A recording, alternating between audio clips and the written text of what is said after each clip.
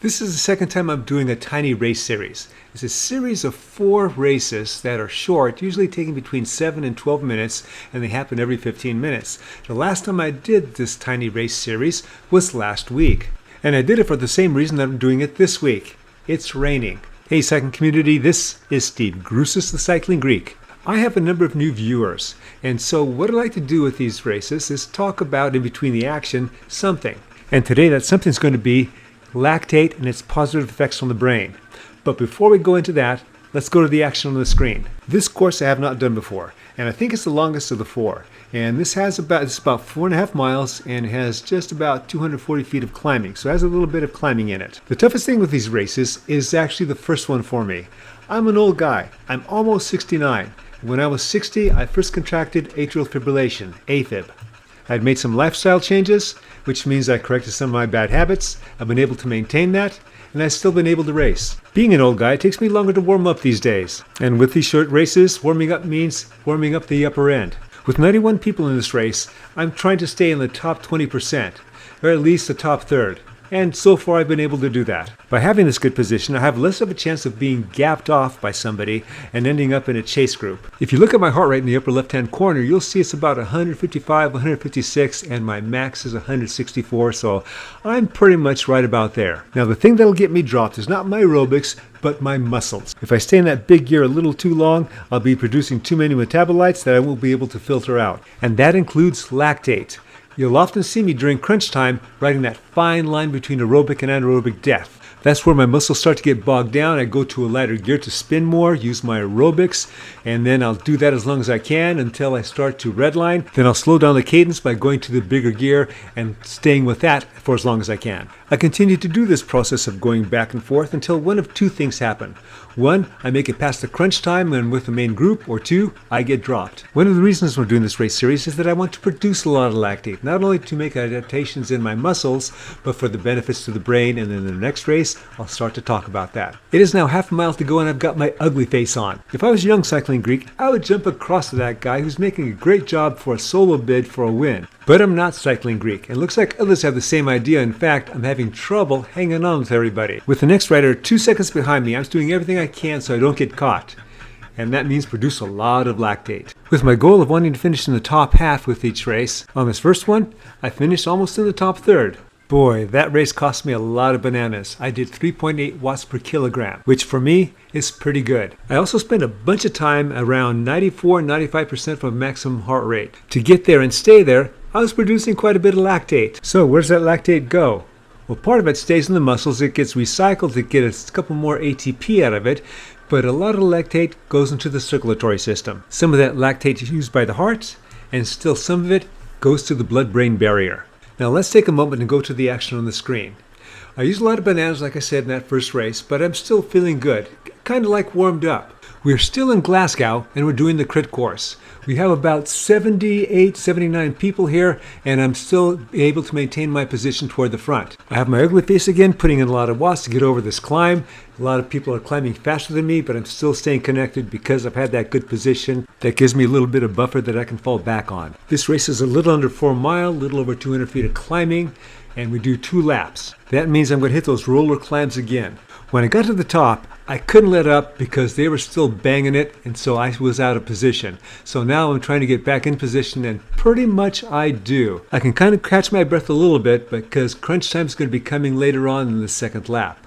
Let's jump now back to our lactate discussion, and we last left it at the blood-brain barrier. Not only does lactate have beneficial effects on the brain, but it also has beneficial effects on the blood-brain barrier. The blood-brain barrier is a highly specialized system of blood microvascular endothelial cells that shield the brain from toxic substances in the blood and supplies the brain with needed nutrients. More correctly, the brain and the spinal cord. Lactate signals the body to increase VEGF. For those of you that like to geek out like me, that's vascular endothelial growth factor.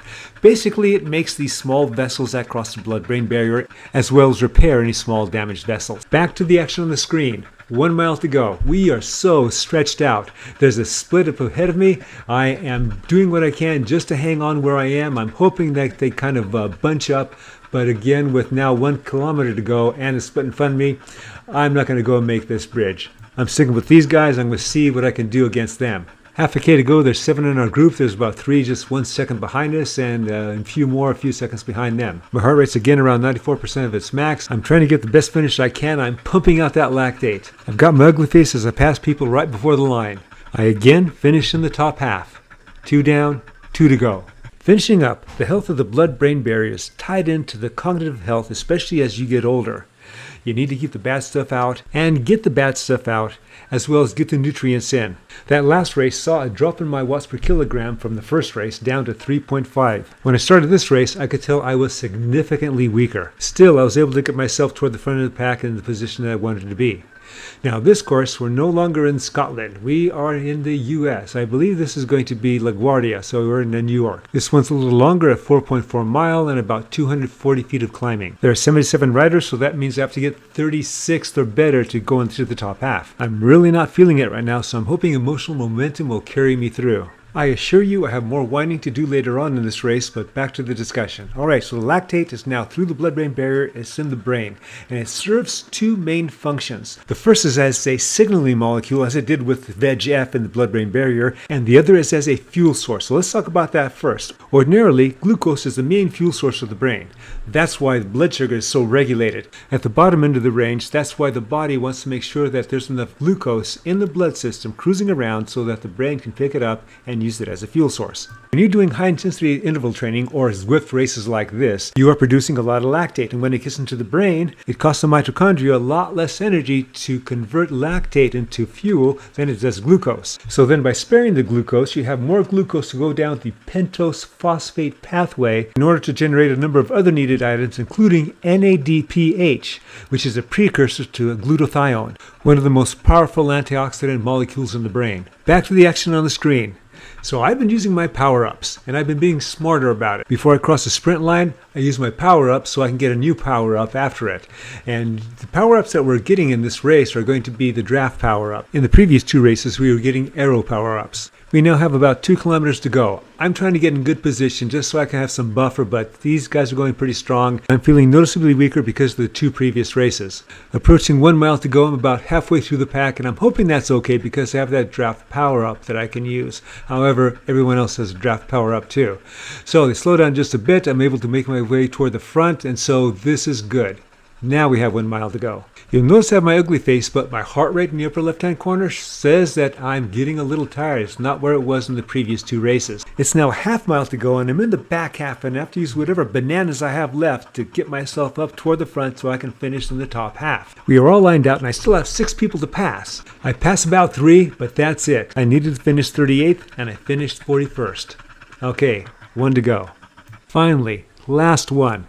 And as bad as I was feeling in the previous one, I'm feeling worse now. I'm thinking I'm not going to be able to complete this one, or at least complete it with the front group. My watts per kilogram declined even further this past race, down to about 3.3. Other than the first race where we had 91 people, all the other races we've had about 77, 78, and this one has about 78. This is a 5-mile course. This is the same course that we were on, except this is in the opposite direction. And it's just about 260 feet of climbing. One way you can tell I'm tired is that I'm not toward the front. I'm about the middle of the pack. We're all stretched out, but I should be toward the front, and so I'm kind of concerned about that.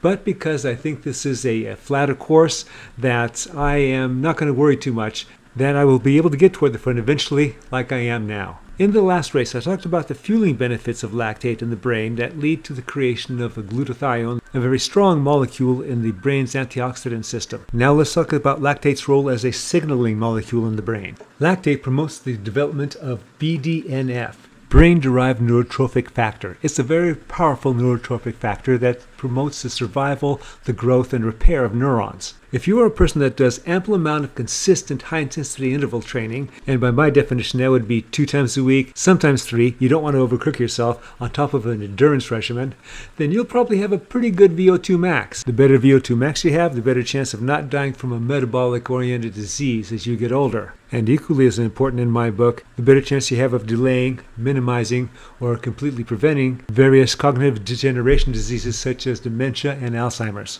I bet you never thought you'd hear something like this during a Zwift race recap.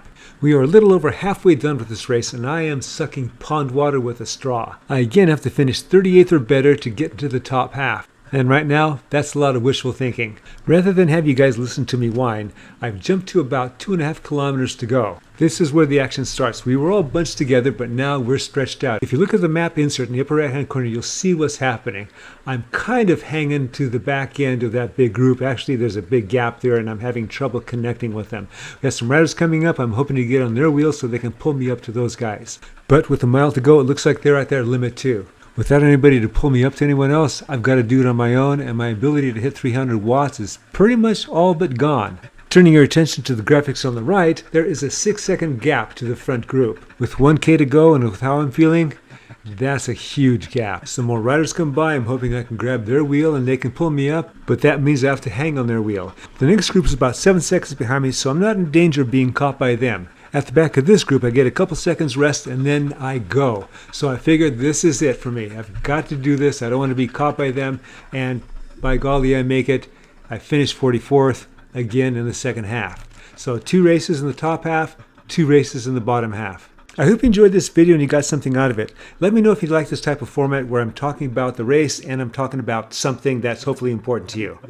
As always, remember, comment, like, subscribe. The Cycling Greek.